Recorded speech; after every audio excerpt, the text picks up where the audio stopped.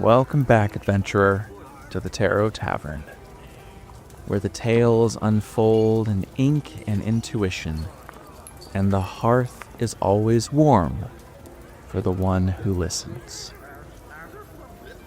Tonight, we're going to go ahead and return to the edge of the same cliff we visited last time.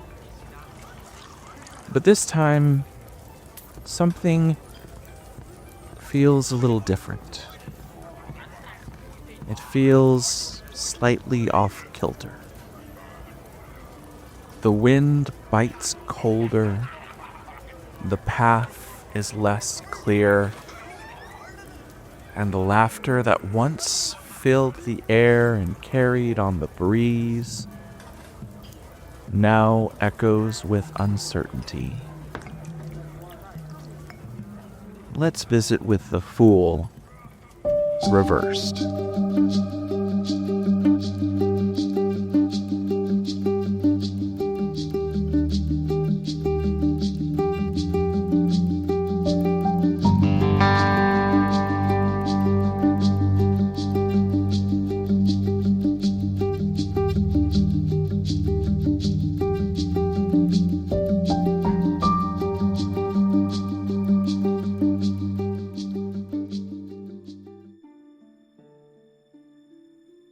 I met with the Fool one other time, and it was years after our first encounter on Wind Whistle Ridge. He had grown older, not by age, but seemingly by burden.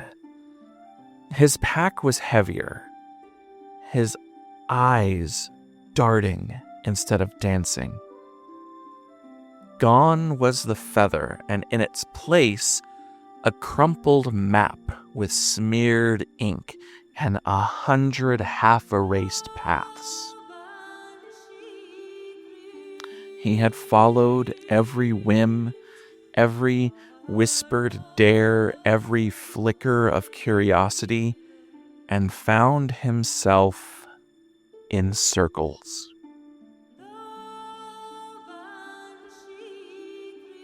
I offered him some bread and some mead as we sat beneath an old juniper tree. "You've wandered far, my friend," I said. He nodded, rubbing some dirt from his boots. "Too far, maybe. I kept leaping, but I forgot to look." "So, where did all those leaps take you?" He shrugged. "Somewhere between nowhere and not yet. I think I lost the thread of the song." There was a sense of silence.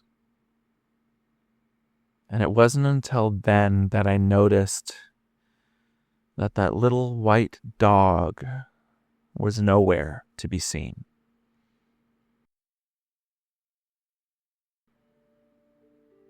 His eyes, no longer filled with galaxies, but they were fogged windows. "Friend, I know that you still carry the spark.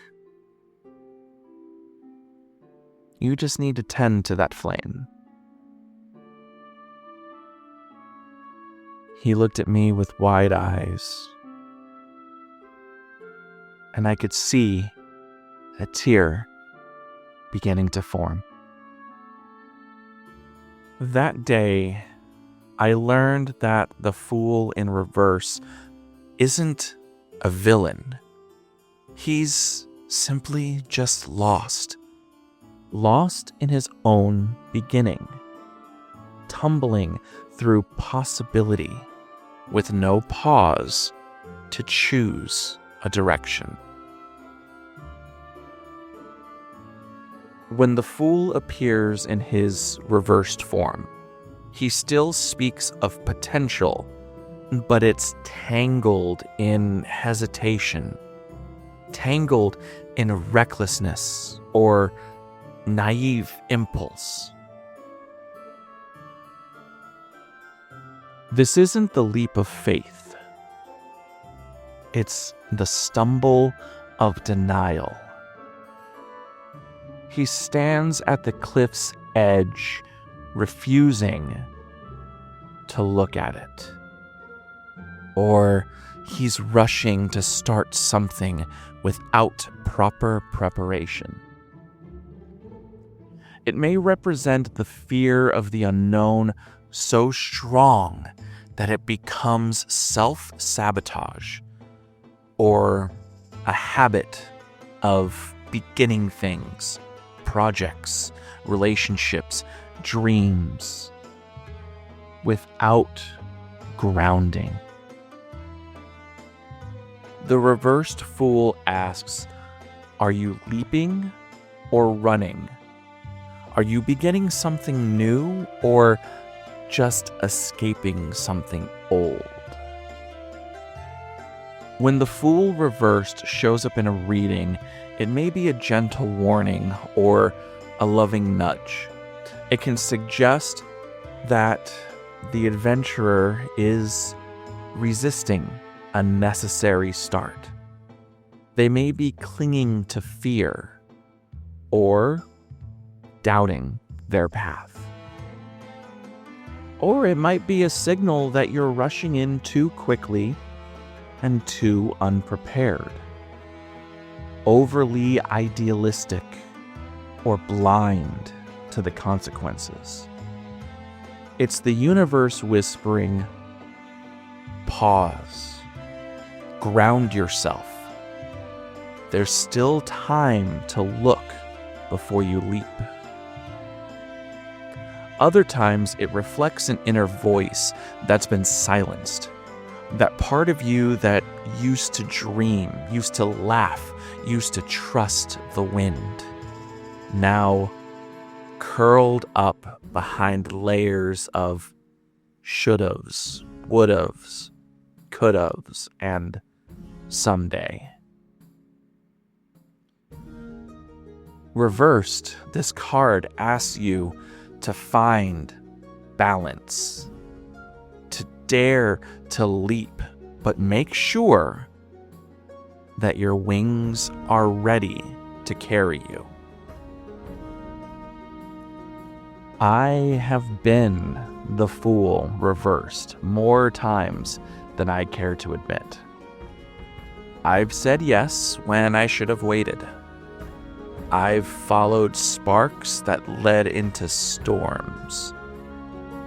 I have jumped without a second thought and then wondered why the landing hurt so hard. But I've also feared the leap so much that I've stayed frozen at the edge of the cliff, paralyzed by possibilities, drowning in those what ifs. The fool reversed taught me this. It's okay to hesitate. It's okay to fall. But don't let fear steal the story before it's begun.